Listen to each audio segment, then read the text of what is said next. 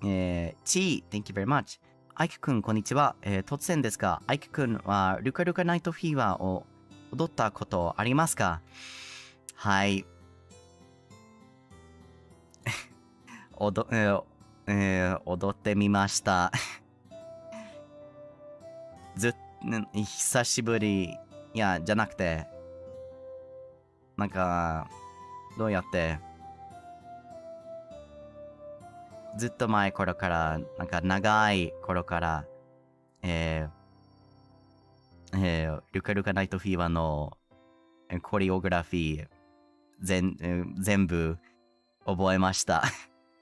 そして、サムフリーさんの、メグメグファイアエンドレスナイトと、リリリリバーニングナイトと、いやいやナイトオブデザイアも知ってました。ダンスうまい。ダンスうまくない。全然うまくない。面白かったけど、なんか、完全に踊るのスキルは下手くそ、僕。Yeah, I'm Mega Mega Fire も踊る。a long time ago.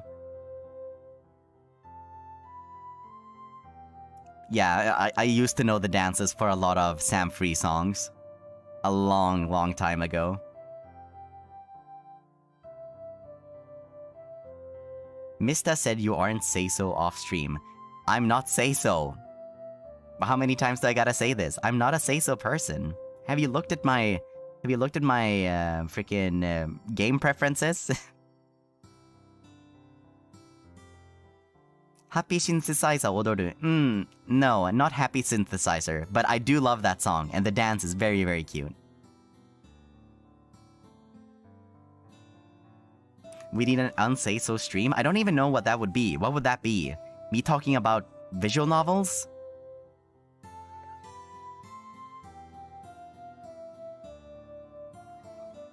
That's the only one.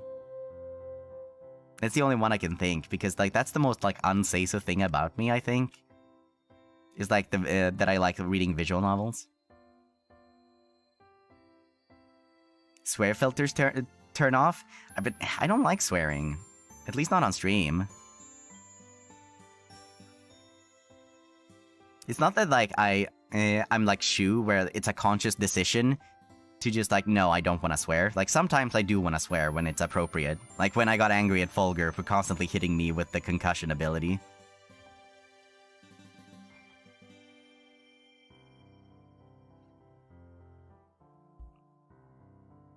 That's not what you said in Swedish mode? What do you mean? I swear in Swedish sometimes. I'd love a visual novel talk. Okay, then maybe we can talk about visual novels someday.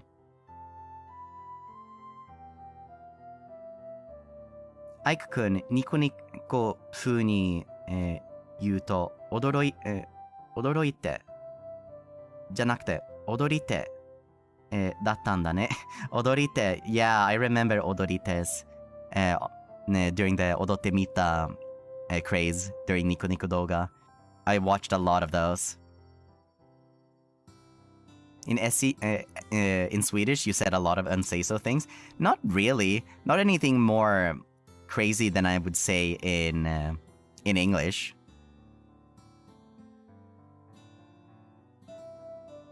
Swedish swear word class? I wouldn't want to teach some of the bad Swedish words because they are that bad. I don't like saying them.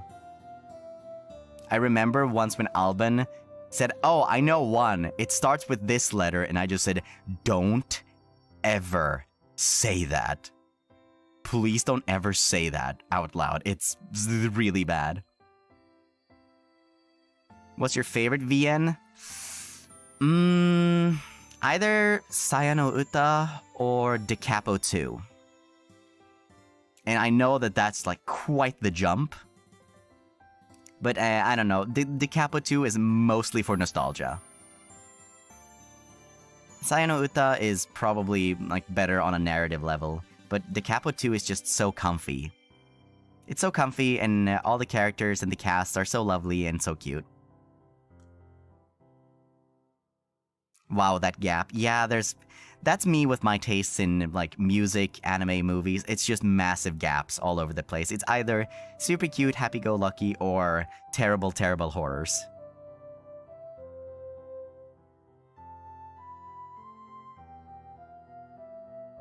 If you were to choose utsuge or slice of life.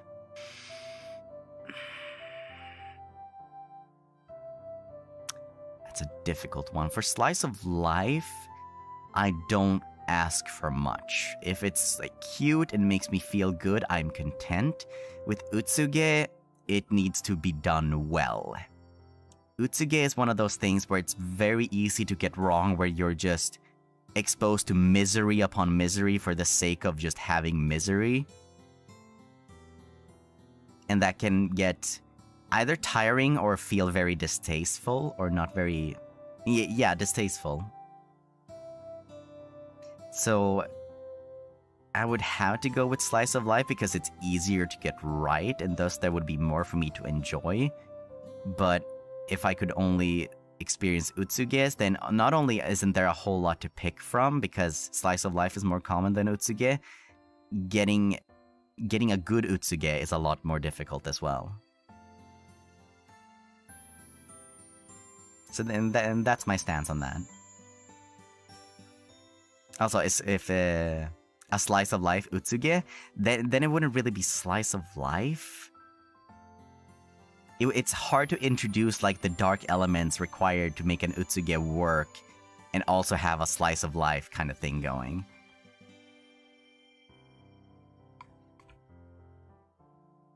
Like the closest thing I can think of is something like, it's not even a game, but Kuzu no Honkai. It's slice of life, but a lot of really depressing stuff happens, and it deals with a lot of heavy topics. But even then, I would hesitate to call that like an utsu anime.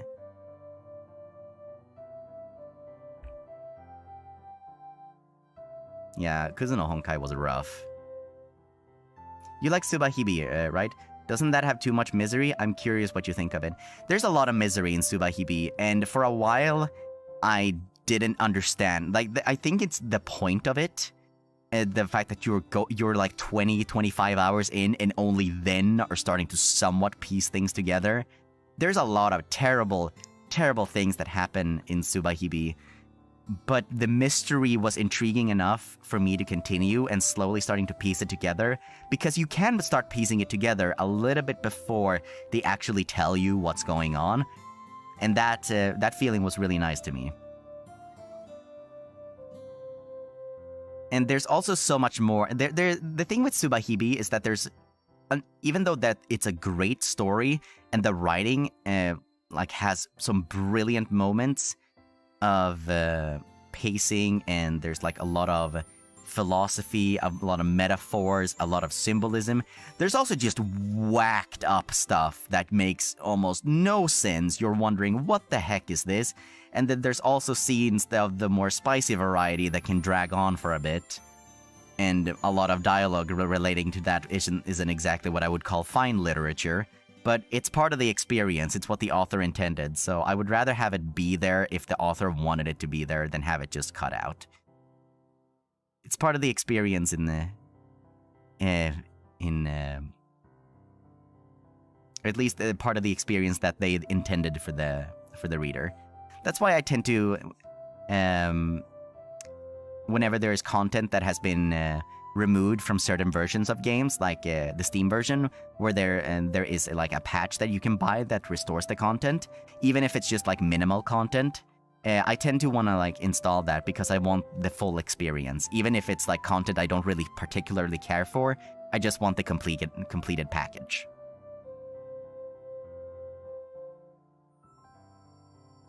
A lot of the misery that happens in Subahibi still feels like it has purpose.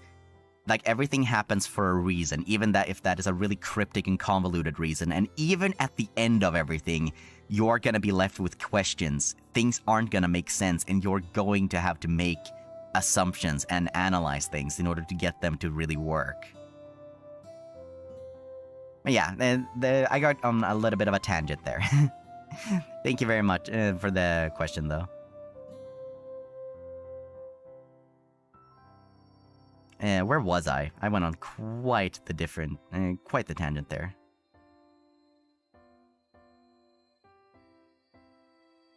Thanks for your thoughts on Subahibi. I was curious since you said you liked it and I had to hiatus it. Yeah, it took me a while to get through it. At first, I didn't know how long it was, so I wasn't too sure about the pacing because the pacing in the beginning is agonizingly slow. But it does pick up. So you'll have to get through a lot of stuff. Like, I'm talking 2-digit hours if you're listening to a lot of the voice acting. So yeah, it's really slow in the beginning, but once it actually starts going and things start hitting the fan, then it becomes very, very interesting to start to sort of untangle that web of craziness. Moving on from... I really need to get back on track here.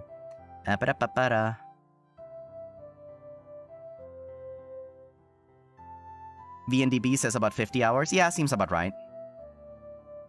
Especially if you're doing all the routes, because there are optional routes. But I do think that you need to get to all of them in order to get, like, the final ending. And also, if you don't have a guide, you are not gonna get some of the endings. Because you need to go back and play certain chapters and change the choice, and then go to a previous chapter and skip to the end, and then for some reason and something different will happen. It's weird. You're gonna need a guide.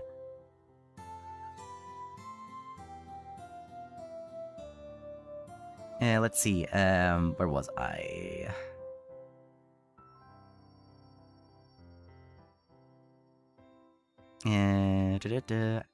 Alice Amagi, thank you very much.